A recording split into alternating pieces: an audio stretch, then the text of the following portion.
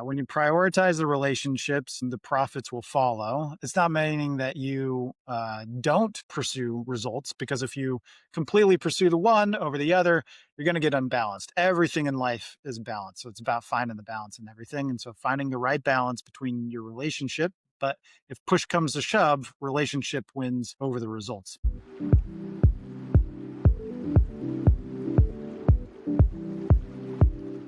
Hey, everybody, and welcome to my show. My name is Tiffany Alexander, and this is Unveiling Journeys. I'm so excited to have you here with me today. I just tell you a smidge, a second about me. I love people. I love hanging out with people. I love meeting new people. I like almost this ability to be. I just want to be the least smartest person in the room, so I have just so much room to grow. And that ends up leading me to hanging out in some like high-end networking rooms and just showing up to ask people on a one-on-one, like, hey, who do you know that I should know? Or you're just so cool. Can I know more people just like you? Like who's in your peer group type of a thing. But what really ends up happening is I always say, there's some people I know that I really think you need to know, and I want to share them with you. And that ends up at this point, it's turned from like a snowball down into like an avalanche of really cool people that I have just at my fingertips. And that's why the show was born, because I like their idea, their company, their thing, and I want to share it with everybody. With that, I have an amazing guest for you today. Oh my gosh. Josh, welcome. Do me a favor. I want you to tell everybody a little bit about you and what you're up to right now. Yeah, absolutely. So I'm Josh Lloyd.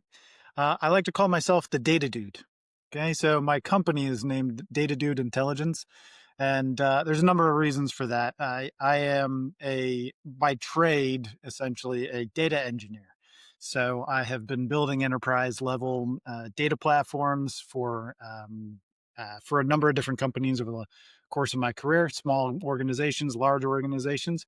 And so the data dude moniker just stuck over time, and so it makes a lot of sense, because that's also, it leads into ultimately what I do now, as I actually use that data for smaller businesses to really find the right strategies for them to double their profits, if at all possible.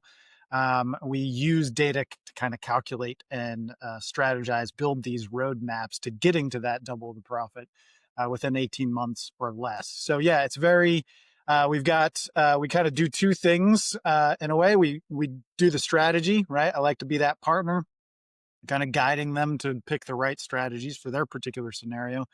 But then on top of that, I also have a number of technology specialists on my team. And so we're kind of operate a little bit in that fractional COO space, in that not only can we help you strategize, we can also help you get that done by deploying all the experts through technology.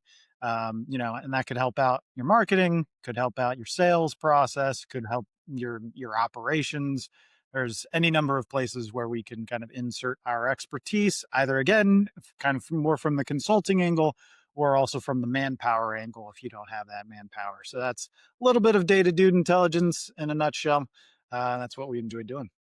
This is incredible because I'm a lover of all data. If I can have more data accessible, then you can determine. I mean, people may not know what to do with the data, but at least if you have it, you could see trends or see, losses or see all of this stuff. So you being able to step in and almost, I like how you said like the fractional COO, because they're kind of like orchestrating this entire thing. And if you could have like this ultimate collection of data for them, you could pinpoint. I had this crazy example one time. Someone was like, yeah, we sell fences, and we sell them all for this price. And we're like, wow, did you know you have like a massive, like almost break even with this price fence, but you sell more of them. And then, like just the littlest quirk or change to be able to understand that the data in it, when you were just like, oh, I'm a fence guy, right? Like, no, you're not just a fence guy. You're running a business, and a small business, right? And the data behind it says like the higher you charge doesn't mean you sell less of them or whatever it may be. But um, this is incredible because when you operate with small businesses, you're making this accessible to people that can't hire this giant conglomerate that has really expensive tools and software and all the above, and you're making this available to them, which is why I'm like, "Ah, please come on. I want to tell all my friends that own small businesses about what it is that you do, because you could be such a solver for them or this like revealer for them and then potentially be able to have the fixes and so forth. What is the like the parameters of the people that if you find to be like your favorite or like the people that fit most, like 10 employees and up to like 50 million, like is that about where it goes? Yeah, so I've built platforms for companies that have thousands of employees, right? So I can do that. Most of the time they already have their own people on staff, so that's not who ends up being my ideal client. So I tend to play. I love that kind of 6 to 10, 20, 50 employees. Those are going to be if we're providing like specifically like data services, full on BI systems and everything, business intelligence systems, then that's going to be like definitely the sweet spot. But I know that there's a lot of people who, they got a long ways to go there. There's a very small fraction of companies who kind of operate in that space. And so I've actually got other offerings that are more tailored to smaller businesses. Again, kind of your main street type businesses, the people who don't think that they're really a tech, business or any, like you mentioned, the fencing business, like that's a perfect example, right? Like the biggest problem that those business owners tend to run into is the fact that they don't think they have data problems. Well, if you don't think you have a data problem, then you have the biggest data problem, which is you don't realize you're not taking advantage of any data that you have. Yeah. Every business nowadays has data. And so yeah, there's things we can do, even if we don't put in place like a dashboard or software or anything. There's things that we can do with your data, just your financial data. Like, I Yeah. mean, people just don't even realize how much information and good kind of strategical decisions you can make just based off your income statement, right? Like it's so powerful. And small business owners either don't have the time or don't really they weren't trained, when you went and registered your business, nobody taught you how to read a financial statement. That's only if you went to like college or something that you got that training, right? And so that's where, people like me can come in and like, no, this data is very important because it's telling you you've got gaps here, you've got gaps there. Let's figure out how to fill these gaps. Oh, I was gonna ask you about AI. Like some of this just, run of the mill, like amazing software you've invented or like a little bit AI too? Yeah, yeah, absolutely. So that's actually something we got a little bit in the works right now is that, my team on the software side has like, we've invested heavily into tooling that makes it possible for us to develop a heck of a lot faster than we ever could, like, shortening time frames to an MVP for software. Um, you know, that's huge. It's Yeah. huge time saving, right? And it's not Right. just vibe coding. I'm not going on, No. Lovable and Base 44. No. We're building it better than that, and we're Yeah, still yeah. doing it in a tenth of the time, right? So we do a lot of internal tooling like that, and yes, some of the products that eventually I'd like to be start deploying with my customers, even the small guys, is going to have a lot of AI baked into it, helping you analyze and make decisions every day rather than waiting on me, for our weekly call or our monthly call or whatever.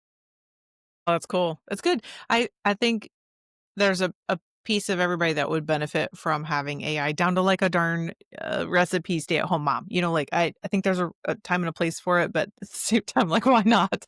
Um, I want to crack into your story. Tell me, let's start from the beginning. This is unveiling your journey. Where are you from? Like, what did you think you were gonna be, or what did you want to be when you were growing up in school? What was that? What was that like? Let's start all over. Yeah, that's a really good question, and sometimes a long answer. can't I can't claim just one place. I was, born in Philadelphia, childhood in Texas, Dallas area, age years in Utah. And, I've been in a lot of different places since then. So 2 years in Argentina, came back, got married. After marriage in some college, we went out to Cleveland, Ohio for 5 years. Came back to Utah, went to Costa Rica for a little while, back to Utah. Now, most recently, within the last few months, we actually moved to Louisiana, down in the New Orleans area. So been a lot of different places. Loved I love moving around and whatnot. It's certainly not an easy thing to do, but You have like a moving company on speed dial, but that's a okay. lot. Yeah, exactly. It's so fun to see the world. Like, I don't, like, poo-poo on that because I never been so privileged to be able to even just go to Mexico from California or, fly out here, here, here. It's like, wow, like we have it easy over here. It sucks sometimes, but like we have it easy because the world is weird and highs and lows. And being well traveled, I think, is a really respectable thing, quite honestly. So, what did that lead into? So, like all over the place, where did like work start to happen or ideas to form for you to get going in life? Work started to happen for me actually at the age of 16. Yeah. Which was, while all of my friends had jobs at like a pizza joint or some fast food restaurant, or they were mowing lawns or something, I had a lady in my neighborhood hire me to be her office manager, and a private school bus company. And that was unique. Like I still haven't run into anybody else who was an office manager at the age of 16, right? So, but what that did, and and the lady who hired me, love her to death. She basically became like a second, I guess that would be more like a fourth or a fifth grandma to me. She really taught me the ropes of how to be professional. She taught me to double check all my work. Really, got into the weeds with me as a mentor. She basically taught me bookkeeping. She taught me how to do collections for the business. She taught me how to do Excel, and all this sort of stuff. So I was extremely competent in a lot of basic office managerial type work. By the time I was 17, I walked into an office on my first day that literally papers everywhere on the floor. There was a trail from the door to the office chair, and everything else was covered with papers. Within the next 2 to 3 years, I had it all cleaned up, ship shape, everything filed correctly, and everything.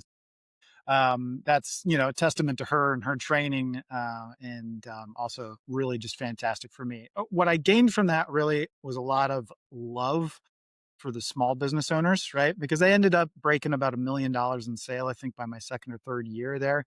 And so it was really, really exciting to be a part of that experience, learning every bit of the way. Uh, and that was fantastic, right? So after that, graduated from high school, went out to Argentina, and then came back and started college. In college, it was interesting because what I wanted to be when I grew up was actually a musician. So this whole time I was big into music, theater, Yeah. dance, singing, all that sort of stuff in high Wait, school. what instruments? Oh gosh. Piano was my main one always. Started playing piano like at the age of 8 and whatnot. But then I picked up trumpet, French horn, a little bit of xylophone, kind of percussion type stuff. So a number of different ones. When I got into college, finally, I was like, "Oh, I'm trying out for a music degree." And I went to BYU, Brigham Young University, and they got a pretty decent music program. And so I spent a day with one of the music professors there, just kind of following him around to watch. He was the jazz band professor, and so I wanted to do jazz a lot. Um, and then I spent a day there and realized there was a massive gap between my skill level and where all those college kids were. I was like, okay, I have to like practice like another like probably 2 or 3 years to even get close to the level that they're at. Wow. I thought it was a big humbling moment for me in life.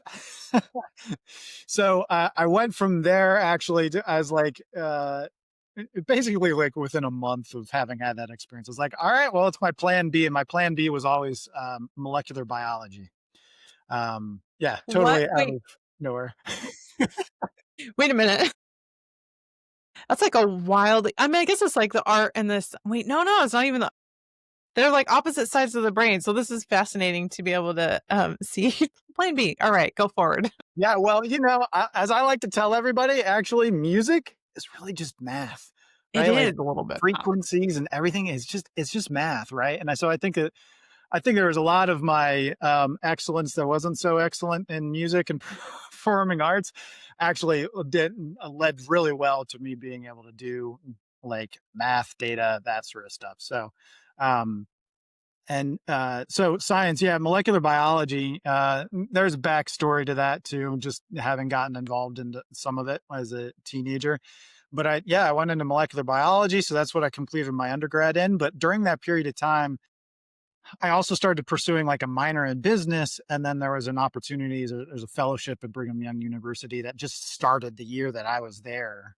Actually, I was the first inaugural group of Crocker Innovation Fellows, and so it was a really fascinating program that brought together kids from all over the campus, literally like every department. They wanted some from like the fine arts, they wanted people from molecular biology, beyond just the business students. But it was an innovation program that was teaching basically entrepreneurship techniques to, a small handful there. I think there was only like 20 kids accepted into the program. And so it was inundation with fascinating entrepreneurial concepts. This was in the heyday, maybe a little bit on the downtrend from like lean startup methodology coming out. And a lot of those innovation and like the business model canvas, shortly after all that sort of stuff came out. And so that's what I was indoctrinated with from like day one into my entrepreneurial journey. Like I didn't know that there was nothing really before that. And so by the time I even got into my master's degree and I started networking, I would hear people in conferences talk about, oh, lean startup and the business model canvas and like, oh, you really got to, talk to your customers and, understand and blah, blah, blah. And everybody in the conference was like, "Oh my gosh, this is genius. Why has nobody thought of this before?" I'm like, "I've known about this for like 5 years now. Like, what? How did other people not know about this?" So a testament to the faculty there at BYU for teaching that. So that gave us exposure. Part of the course was like trying to start our own business as a team, a number of different ones because we try to fail fast, basically Yeah. following that kind of Yes. idea. Yeah, exactly, right?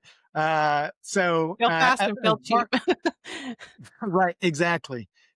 So that's exactly what we did. So we probably churned through about in a singles year, it was actually really like a single semester. We churned through probably about 4 or 5 different ideas that we went and tested in the market. We're like, "Nah, this really isn't a thing." We ended up picking up like a technology. We tried to license from the tech transfer office there and like just a whole lot of really cool experiences. In the end, what we were all really frustrated, we were working on a particular project that really didn't end up going anywhere, but it was the seed for me for growing into really a journey that I'm still on, still not complete, still probably decades into the future before I'll feel like I'm even coming close. But really is kind of the seed for all this. And that was like helping disadvantaged people because we were trying to find like students like us internships, and it's just so hard to find internships. At least at that time, I assume it still is. It's probably even worse now. And so we were trying to solve that problem, and it just like I feel like there's something here. We got to solve this for people who can't get internships and whatnot. And then during that period of, I felt like a lot of it is like us students we're so trod upon, like, woe is the student because we can't find an internship and it's really hard to get your first job. And like, I spent just tens of thousands of dollars, if not hundreds of thousands of dollars getting a degree and I can't get a job. Like what's the point of education these days? All that frustration. So I felt like I was disadvantaged, even though I had no reason to believe I'm a white male with a college degree, right? Like I'm last. I will be the first to say I'm the last of the disadvantaged. But during my period of time in college, I actually stepped onto a bus going home one day after school, and I ran into and a guy sitting like 2 seats from me. He was homeless, and he was chatting it up with just everybody around him. And eventually, he turns to me and he's like, "Hey, where are you from?"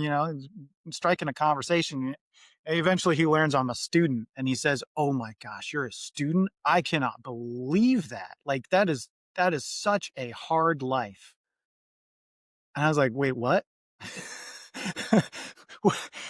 Here's a homeless guy, literally doesn't have a bed to sleep in, and he's turning to me and as a student who, I've got my bills paid for by my parents or whatever, and scholarships and all this sort of stuff. And he thinks my life is more difficult than his. He had got a sack lunch for having done some service, and that's why he was on the bus. He was going, who knows where, after having done some service, and he had a sack lunch. And he turned to me, he's like, "I can't believe how hard that is. I don't know how you feed yourself or whatever. Here's my lunch." And I was like, "Are you like, what do you say to him at that point?" Like, I didn't know what to do. Refuse it? Like, that seems rude, but because I mean, Yeah, I yeah. didn't, I thought I accepted the lunch. I don't know if I should be ashamed of that or not. I Thank didn't you. know what to do. So I accepted his lunch very gratefully. I was just like, I was flabbergasted with this guy. And I was like, is this like, I had in my mind the idea that disadvantaged people, homeless people, like that they're dirty, they're stinky, they're horrible human beings. They all do drugs. They're all, criminals or something. Like that's the image I had in my head. And this guy, I shouldn't say kid, he was older than me.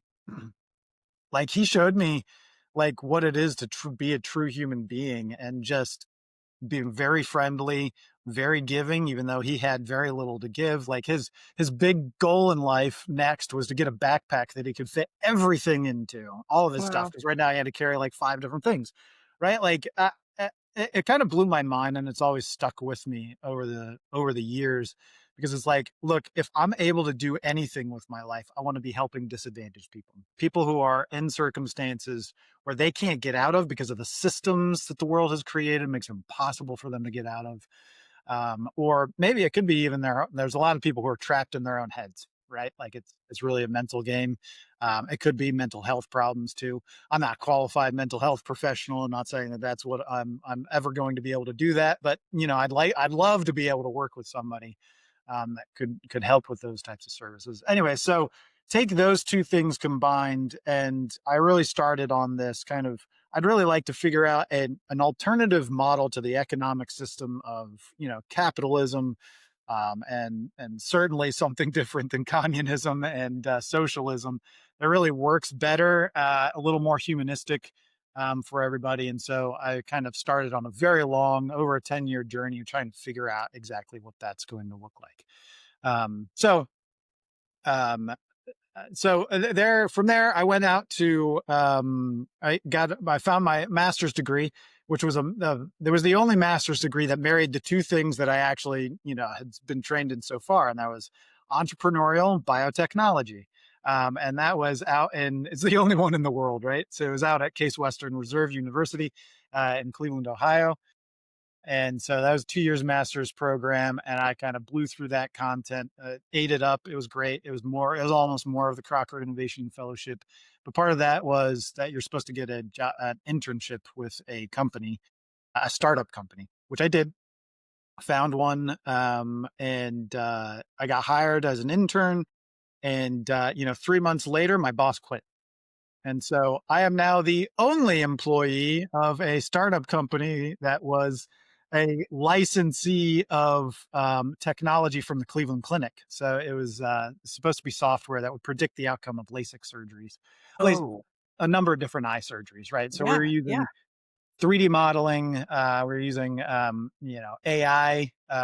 Before there was large language models, we were just using kind of some typical machine learning and whatnot. And and it was great, but my boss quit, and so I did the only thing. Like as the only, nobody was there to tell me what to do or what not to do. So I did the only thing that I had been trained to do, which was, okay, we're going to build product and we're going to go test this in the market, right? So as an intern, I hired the first software engineer. I actually think I had hired the first two software engineers, still with the title of intern. And I ran that company. There was no CEO. I was the de facto CEO. We were only ever like 5 people. We were running primarily off of grant funds. We did get a little bit of investment money from the Cleveland Clinic eventually. And then we tried to run with it. And so I ran that for about 5 years. wow. And that's where I got my first real, I mean, I always loved spreadsheets, but towards the end of my time there, I ended up I taught myself to code on the job when one of the many, many hats I ended up wearing, because I was a Yeah, product manager, you know how it goes, yeah, product yeah. manager, everything. And then I taught myself to code. And so I ended up maintaining and improving the machine learning models that we had in the product and whatnot. So I just loved the data. So when that company shut down at the end of 2019, I decided to pivot my career into. I thought I was going to just do machine learning engineering sort of thing. The first job I was able to find was a data engineer. It was like, hey, I don't care, and it was great. Yeah. I'm programming, which I discovered I loved, and so I actually got a job actually for a church, running, building they were hiring a big new team to put in place their first data platform. So that's kind of where I got my first exposure to things. That was a contract position. So shortly after that, I find a new job, a company called Widen, eventually acquired by Acquia, which is the open source the maintainer of the open source project Drupal. But they're Ah, kind of the for-profit arm of that actually maintains enterprise level websites through Drupal and whatnot. So I ended up building their data platform. Well, I built the data platform for Widen that eventually turned into building the data platform for Acquia after the acquisition, and kind of running that team before I finally moved to full time self employment, because I got to the point, and this is what we were talking about before. I got to the point where it's like, we're doing a lot of this great stuff data wise, and as a business, in the business intelligence team or in the data world. The fun piece is that you get to kind of consult the big names in the industry or in your company and saying, hey, this is what the data is saying. These are the best decisions to be making. I was always like, that's great. I'm nothing against my experience with any of those companies. But it's like, I'm really just making people up at the top, more wealthy. And, I'm one of those who just like, kind of grates on me a little bit over time. All the people were fantastic. I'm not saying anything against anyone in particular, no, right? no. But Yeah. it's just the nature of the thing. I wanted to do something a little bit more meaningful and impactful. And so I was like, I'd love to be able to take these skills and make it more accessible to the smaller companies where you can have a more measurable impact on the life of the actual entrepreneur and business Yeah. owner. And Yeah. so that's what started my journey into self-employment, is went and found the software that kind of started to do this. Now I think I'm probably going to start kind of building my own custom proprietary stuff on top of that. And the whole idea again is making data, like really good strategic decisions from data accessible to everybody as much as possible, right? That's kind of the end. My gosh, that's such a fun, like, go around to, like, your story to be able to see where you circle back around here. Can I ask you, I know you kinda said it, but, like, why do you care so much? Why do you keep showing up?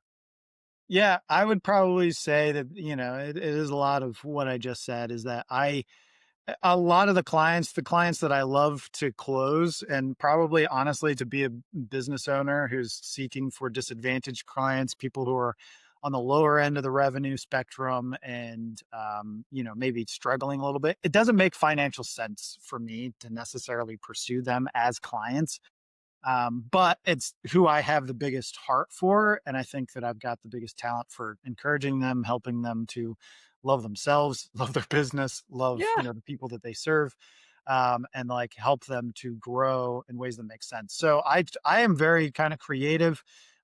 Really, what I've built so far with it's not just Data Dude Intelligence. Really, Data Dude Intelligence is part of a larger portfolio of companies where we actually kind of invest in other business owners, and we partner on this. And so we all collaborate together to build a bigger, it's not just about building the portfolio, but it's about, enabling these smaller entrepreneurs who still need just a lot of support. Right. And we just want to be helping them make the best decisions for them. And we're pretty creative in the way we kind of go about kind of working out the financial arrangements of that sort of stuff. Because again, these people are stuck, and I don't think that the systems that are being built or being pushed on people necessarily enable it for these people to, be successful and feel fulfilled in their careers. So Mm, that's awesome. I love that you understand that it's like, well, I may be a bajillionaire after this, but at the same time, if you have a heart for it and you just know that you're calling, like I agree with you. Like I have an encouragement calling to just show up and be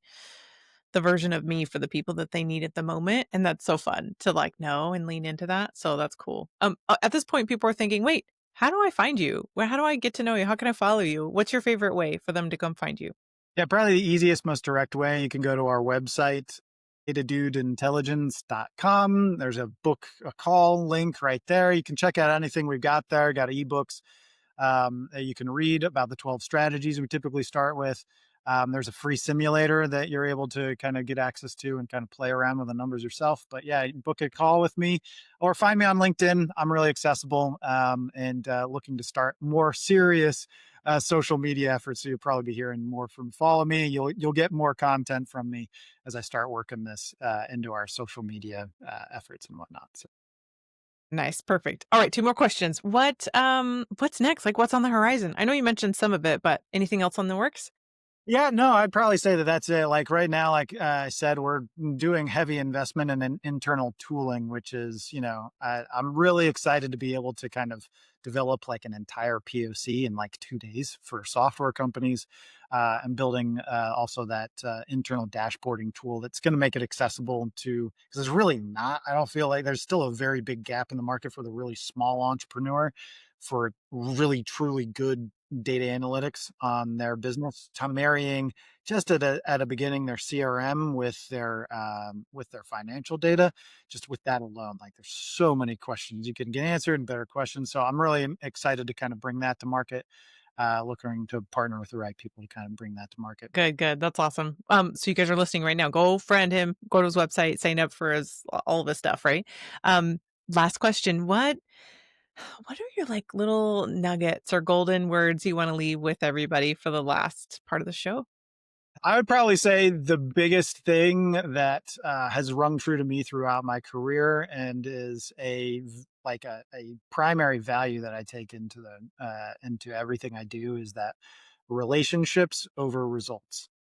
When you prioritize the relationships, the profits will follow. It's not meaning that you don't pursue results, because if you completely pursue the one over the other, you're going to get unbalanced. Everything in life is balanced. So it's about finding the balance in everything. And so finding the right balance between your relationship. But if push comes to shove, relationship wins over the results. But you got to have both too. So that's a maxim that I've lived by, and really building my businesses on. So I love it. Man, thank you so much for your time. I've enjoyed having you on here to be able to share your story. And thank you everybody for staying to watch the whole thing. I appreciate you. And as an audience member, don't forget to go reach out to Josh so you can friend him, follow him on LinkedIn.